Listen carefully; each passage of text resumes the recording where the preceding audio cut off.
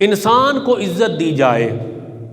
انسان کو عزت دینے کا مطلب یہ ہے کہ انسان کے جذبات کا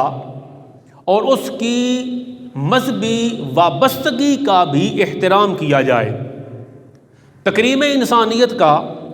قطعاً مطلب یہ نہیں ہے کہ کوئی انسان کسی انسان کی تعظیم تو کرے لیکن اس کے باپ کا احترام نہ کرے، انسان کی اپنی عزت تو کرے لیکن اس کے استاد کی توہین کرے، بندے کی عزت تو کرے لیکن اس کے پیر اور قائد کا احترام نہ کرے۔ یہ انسانیت کی تکریم نہیں ہے۔ انسانیت کی تکریم کرنے کا مطلب یہ ہے کہ آپ جس انسان کو عزت دے رہے ہیں اس کے باپ کو بھی عزت دیں،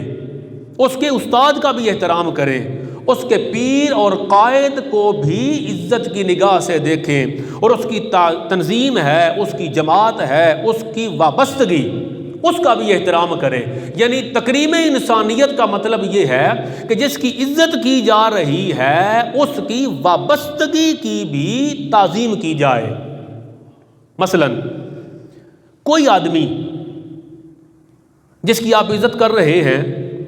وہ کہیں نہ کہیں وابستگی، جذباتی وابستگی رکھتا ہے۔ جذباتی وابستگی میں جو سب سے بڑا درجہ ہے وہ اس کی مذہبی اٹیچمنٹ ہے، مذہبی جذبات کا، اس کسی کے ساتھ اٹیچ ہونا، یعنی اس کا کوئی مذہبی طور پہ اس کا کوئی استاد ہوگا، مذہبی طور پہ اس کا کوئی پیر ہوگا، اس کا کوئی قائد ہوگا، وہ کسی آستانے سے وابستہ ہوگا، کسی تنظیم اور جماعت سے اس کا تعلق ہوگا، اس کی وابستگی اعتقادی طور پر کسی کے ساتھ ہے،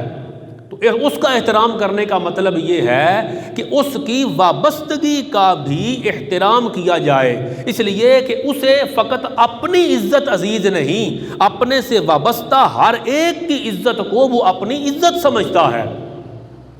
جس کا وہ اعتقاداً احترام کرتا ہے، اس کا عقیدہ ہے کسی کے ساتھ،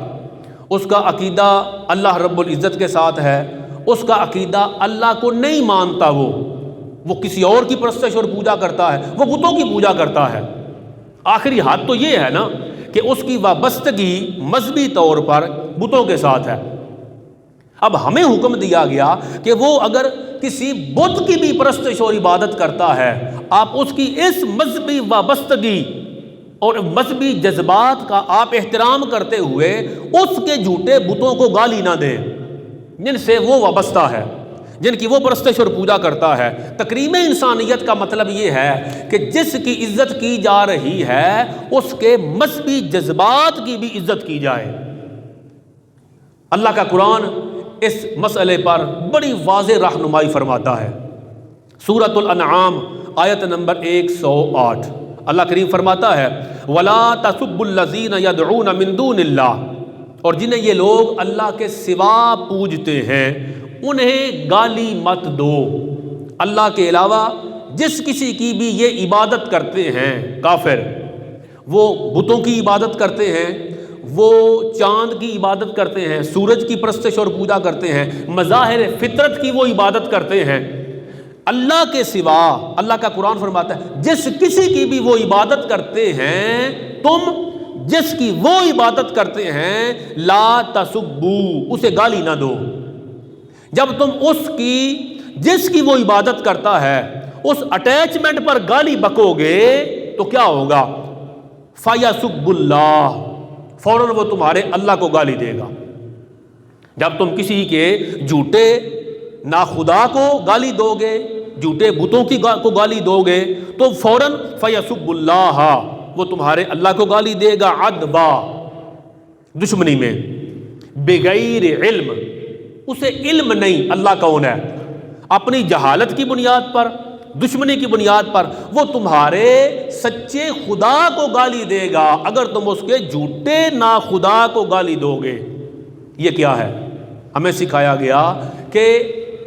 دوسروں کے جذبات، مذہبی وابستگی کا احترام کرو ایک حد تک، اس کا رد کرنا ہے تو رد حکمت کے ساتھ کرو، گالی کے ساتھ اس کا رد نہ کرو۔ یہ اللہ کا قرآن رہنمائی فرماتا ہے۔